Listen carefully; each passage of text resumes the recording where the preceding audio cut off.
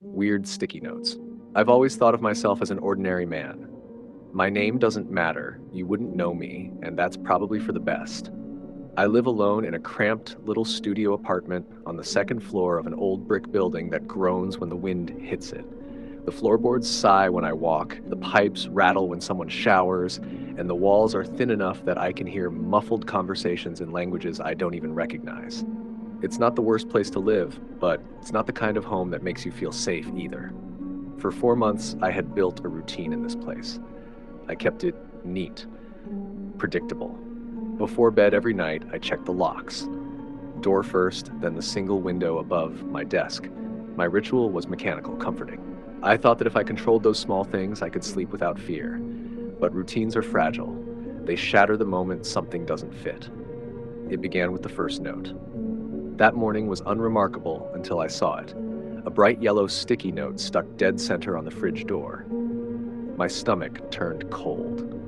The handwriting was careful, too deliberate to be casual, but what froze me wasn't the neatness, it was the message. Lock your window. I stood there, clutching my coffee mug, staring at the words until the steam disappeared. I don't write notes for myself. I don't forget my habits. And yet there it was, a reminder written in an unfamiliar familiarity. I told myself maybe I had done it. Maybe I had scribbled it down half asleep. After all, who else could it have been? The door was locked, the window too. It had to be me. The alternative, that someone else had entered my home without my knowledge, was too unbearable to accept.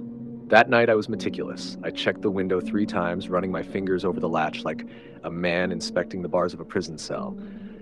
I shut the curtain tight, pressed my palm against the glass until the cold bit into my skin, and whispered to myself, "Locked. It's locked." I went to bed uneasy, but certain. The next morning proved me wrong. The fridge held another note. Better. My pulse roared in my ears. Someone was playing with me. Someone had been here. But who? Nobody else had a key. I'd changed the locks the day I moved in. The building's front door required a code.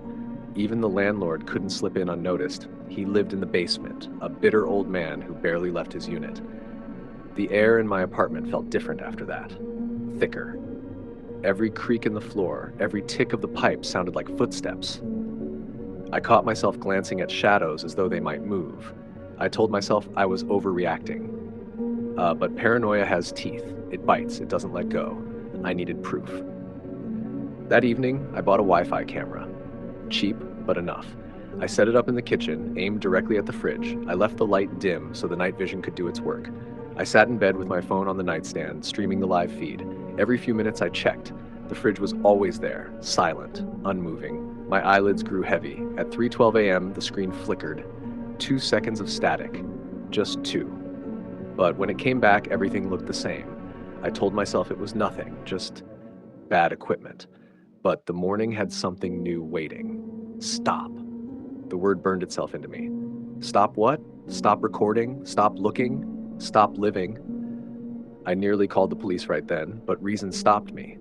What would I even say? That mysterious sticky notes were appearing in my own handwriting? Because that's what I noticed next. The penmanship, the curves of the letters, the way I dotted the I, the angle of the S, it wasn't just neat, it was mine. My handwriting.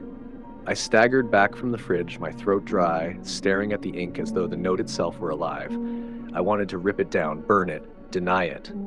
But my hand wouldn't move, because suddenly I wasn't sure if I had written it or not. That's when I saw the fourth note. It wasn't on the fridge, it wasn't waiting in the morning light, it was sitting on my desk, right beside me, in plain sight. And I know I hadn't put it there. See you tonight. My skin crawled with cold. My heart beat so hard I thought my ribs would crack. I searched the apartment, tearing through the closet, checking under the bed, even opening cupboards too small to hold anything larger than a cat. Nothing. Nobody. But the note remained. That day dragged like a nightmare you can't wake from. Every noise outside my door was a threat. Every passing shadow might have been someone lingering. I thought about leaving, but where could I go? This wasn't something I could run from. I couldn't shake the thought. If it's my handwriting, maybe it's me. The idea hollowed me out. Was I sleepwalking, writing notes without knowing? But then how did they always end up in places I'd see them immediately? How did one appear while I sat awake? The only answer was worse. Maybe I wasn't alone in my apartment. Maybe I never had been. That night, I couldn't bring myself to sleep. I sat in the armchair facing the desk, the note beside me like a snake coiled and waiting. Midnight passed, 1 o'clock, 2. My eyes burned with exhaustion, but I forced them open, clutching a kitchen knife in my lap. At 3 a.m., the air shifted. It wasn't sound, not exactly, but something in the silence changed, like the room itself had drawn a breath. And then, out of the corner of my eye, I saw movement near the fridge. Slow, deliberate.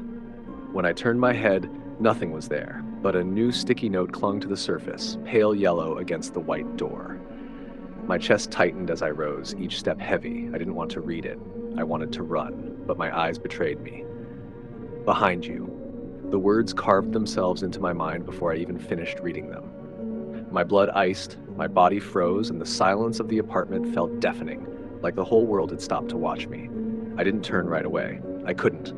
My muscles locked and my thoughts tangled into a knot of terror. Whoever was behind me was close, so close I could almost feel the warmth of breath on my neck. But when I forced myself to whirl around, knife raised, the apartment was empty. Empty. No footsteps, no shadows, no signs of movement. Just my chair, my desk, the pale light from the street lamp filtering through the curtains. The knife trembled in my hand. My knees weakened. Either someone was faster than I could comprehend, or the notes were playing with me. I tore the sticky note off the fridge and crumpled it in my fist. I wanted to scream, to let the fear out of my lungs, but my voice caught.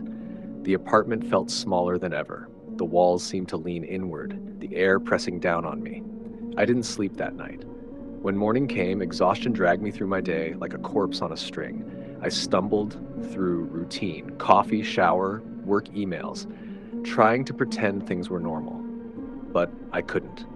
Every time my eyes drifted to the fridge, to the desk, I half expected another yellow square waiting for me. And by evening, it came. This time, the note wasn't on the fridge or the desk, it was stuck to the bathroom mirror. Don't ignore me. I ripped it down, my reflection shattering in my eyes. Half me, half something else. I was pale, gaunt, with shadows under my eyes that hadn't been there before. I looked haunted, not just by the notes, but by myself, because that handwriting, it was still mine, no matter how many times I tried to deny it. That night, I tried something new. I left the lights on, all of them, the kitchen, the bathroom, even the lamp beside the bed. My phone's camera feed glowed on the nightstand. The knife lay beside me under the sheets. I thought light might keep whatever this was at bay, but light doesn't stop what lives in the dark corners of your mind. At 2:47 a.m., my phone buzzed. A notification from the camera app, motion detected. I grabbed the phone with shaking hands.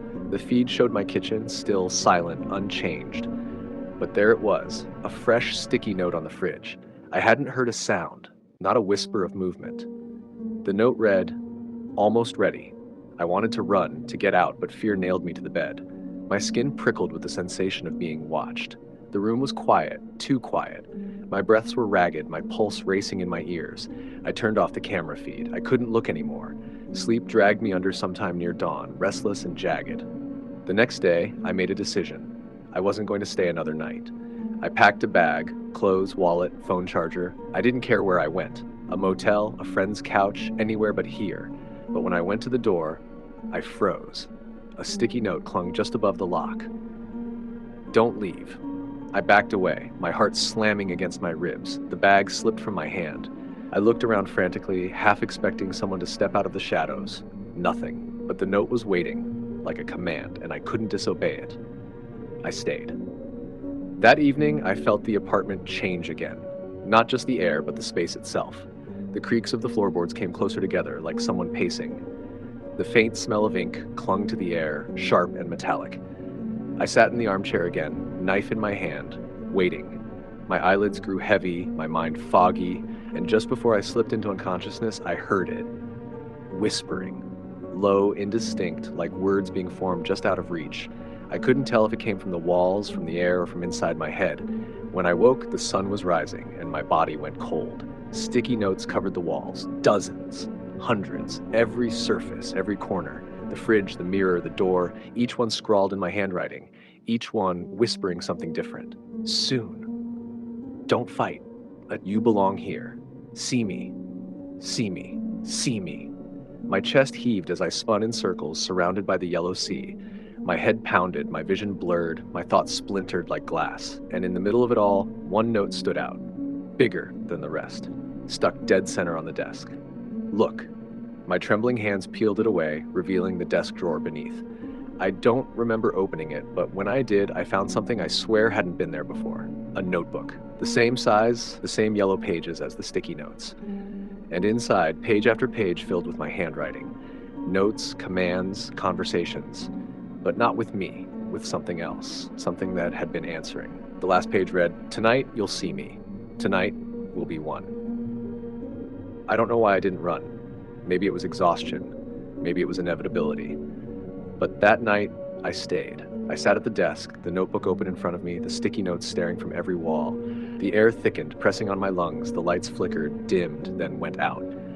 And I wasn't alone anymore. I felt it first, a hand on my shoulder. Cold, clammy, but real. My knife clattered to the floor as I froze. Then the whispering grew louder, clearer, and it was my voice. "You invited me." I turned my head, and for the first time I saw it. A figure leaning close, its face almost mine but wrong, features twisted, eyes too dark, a smile that split too wide. Its skin was the color of old paper, its hands smudged with ink, sticky notes clung to its body like scales, shifting as it moved, and its voice was mine. "You wrote me into being." I couldn't move. I couldn't scream.